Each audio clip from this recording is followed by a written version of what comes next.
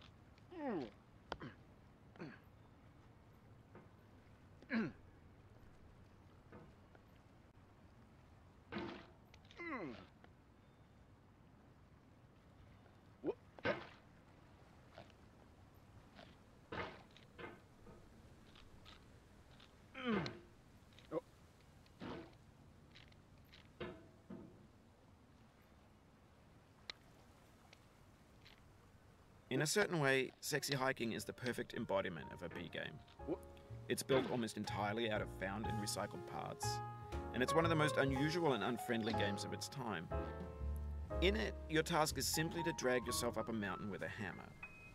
And that act of climbing, in the digital world or in real life, has certain essential properties that give the game its flavor. No amount of forward progress is guaranteed. Some cliffs are too sheer or too slippery. And the player is constantly, unremittingly in danger of falling and losing everything. Anyway, when you start Sexy Hiking, you're standing next to this dead tree that blocks the way to the entire rest of the game. It might take you an hour to get over that tree, and a lot of people never got past it. You prod and you poke at it, exploring the limits of your reach and your strength, trying to find a way up and over. And there's a sense of truth in that lack of compromise. Most obstacles in video game worlds are fake. You can be completely confident in your ability to get through them once you have the correct method or the correct equipment or just by spending enough time. In that sense, Every pixelated obstacle in Sexy Hiking is real. The obstacles in Sexy Hiking are unyielding, and that makes the game uniquely frustrating. But I'm not sure Jazzuo intended to make a frustrating game. The frustration is just essential to the act of climbing, and it's authentic to the process of building a game about climbing. A funny thing happened to me as I was building this mountain. I'd have an idea for a new obstacle, and I'd build it, test it, and it would usually turn out to be unreasonably hard. But I couldn't bring myself to make it easier. It already felt like my inability to get past the new obstacle was my fault as a player rather than as a builder. Imaginary mountains build themselves from our efforts to climb them, and it's our repeated attempts to reach the summit that turns those mountains into something real. When you're building a video game world, you're building with ideas, and that can be like working with quickset cement. You mold your ideas into a certain shape that can be played with, and in the process of playing with them, they begin to harden and set until they're immutable, like rock. And at that point, you can't change the world, not without breaking it into pieces and starting fresh with new ideas.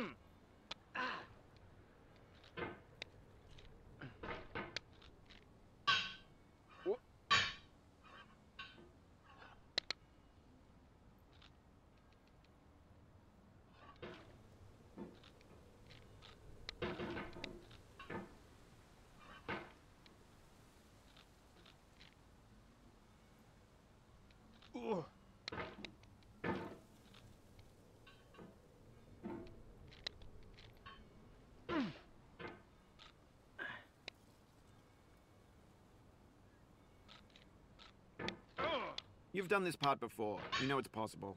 Just do what you did the first time.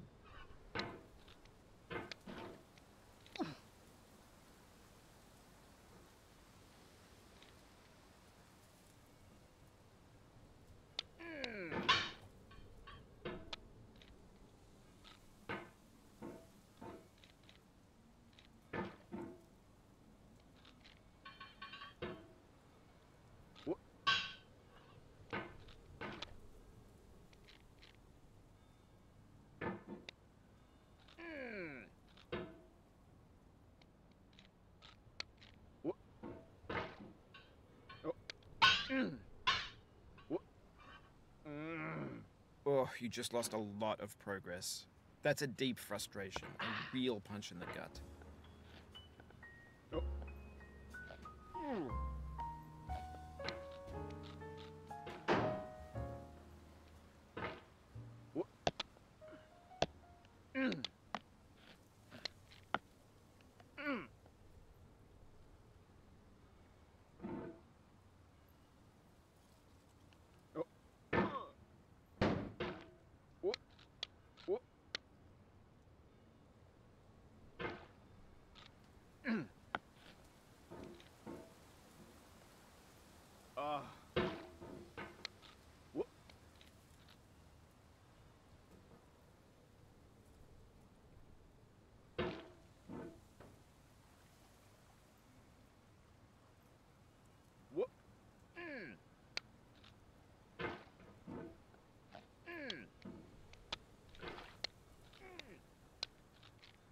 Oof, sorry about that. Oh, it happened again. Keep on trying, don't let it get to you.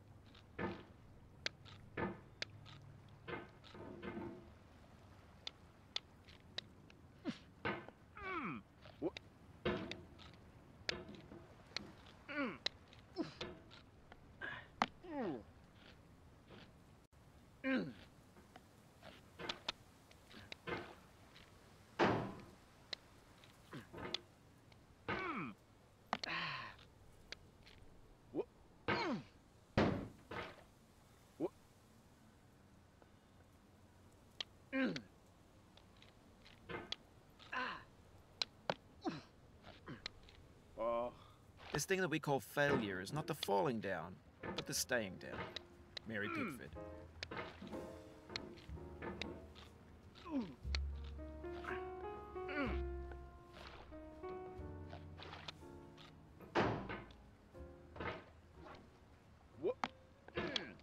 No.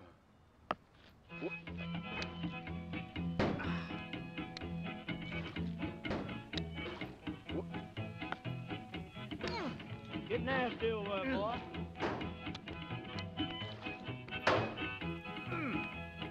Going down the road feeling bad. I'm going down the road feeling bad. Going down the road feeling bad, and I ain't going to be treated this way. Oh,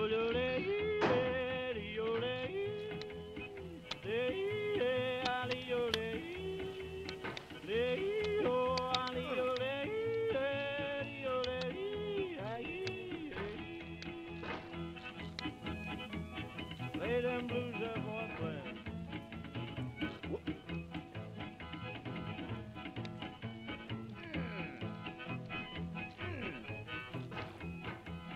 Down in the jail on my knees, I'm down in the jail on my knees, down in jail on my knees, and I ain't going to be treated this way. They feed me on cornbread and cheese, they feed me on cornbread and cheese, they feed me on cornbread and cheese, and I ain't going to be treated this way.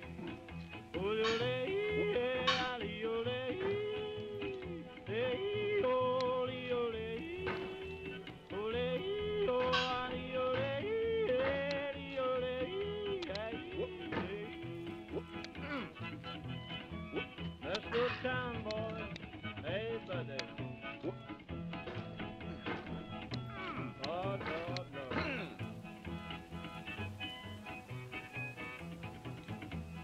$10 shoe fits my feet. A $10 shoe fits my feet. $10 shoe fits my feet, and I ain't going to be treated this way. Going where the weather suits my clothes. I'm going where the weather suits my clothes. I'm going where the weather suits my clothes.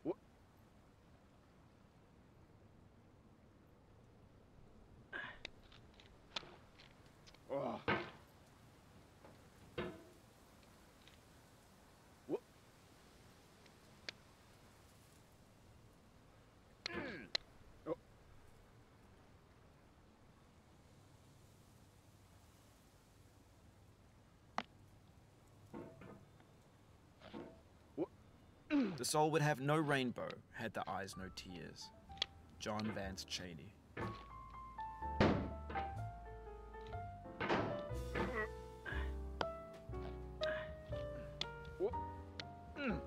Oh, no. The pain I feel now is the happiness I had before. That's the deal. C.S. Lewis. No.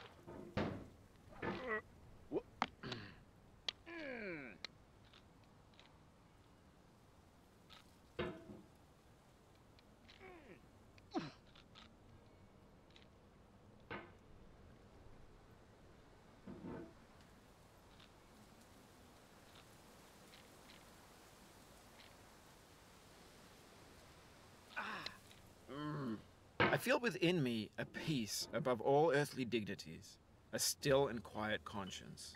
William Shakespeare.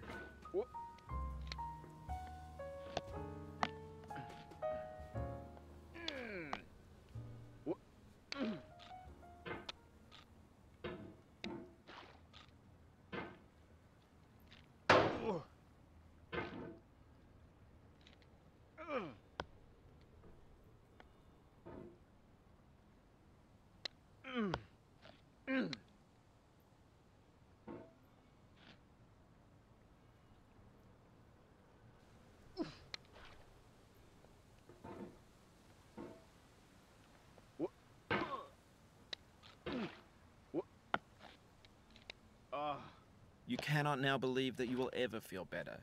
But this is not true. You're sure to be happy again, and knowing this, truly believing it, will make you less miserable now. Abraham Lincoln.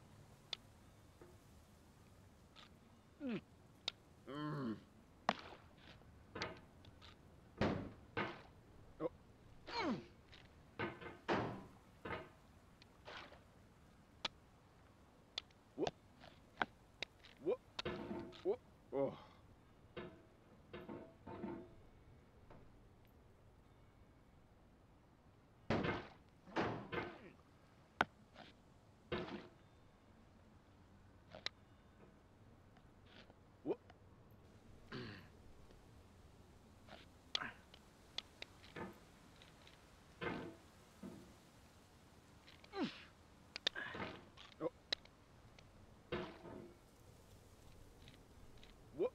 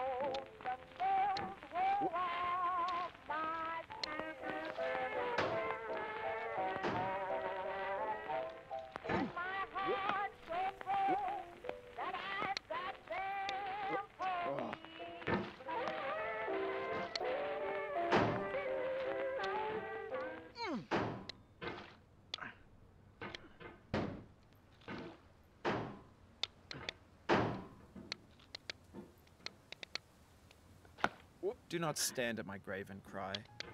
I am not there. I did not die. Mary Fry.